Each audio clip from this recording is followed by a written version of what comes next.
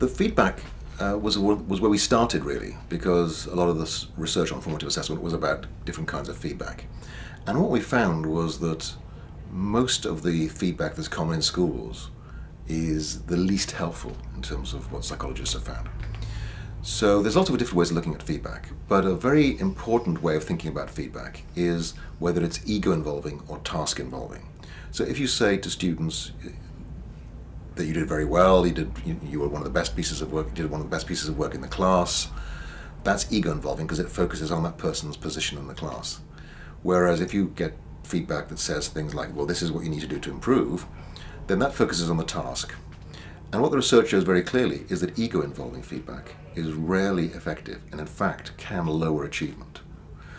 So when students get grades, when they can compare themselves with each other, where they get praise, the effects are usually, or often zero, and sometimes negative. In other words, that in many cases, rather than giving that kind of praise, you would have been better off shutting up and giving no feedback at all. Students given that kind of praise do less well than students given no feedback at all. But what the research also shows very clearly is the conditions under which feedback is successful. So the research shows, for example, that when the feedback focuses on what students need to do to improve, and in particular how to go about it, then you get very large impacts on student achievement. So the challenge for teachers is to take these very broad principles that I've outlined and work out what it means in their own classroom.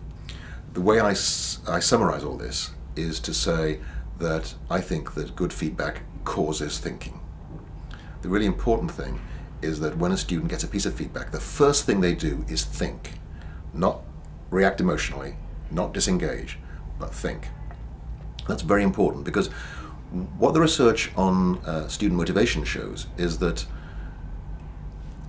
when they're faced with a task or with a response to a piece of work, students basically make a choice between deciding either to protect their well-being or to engage in activities that will actually help them grow as individuals and in their achievement. And if the first reaction of a student is to protect themselves and to restore their sense of well-being, what you'll find is that students focus on the things that will do that for them and they won't focus on the learning. So what we need to do is to give students feedback that helps them move forward, give them feedback that makes it clear that ability is incremental rather than fixed. Because if we send the message to students that ability is fixed, then if you're confident of being able to engage in the task, you'll go for it for the brownie points. But if you're not confident or think that you might actually fail when other people will succeed, you will disengage, and basically you will decide that you'd rather be thought lazy than stupid.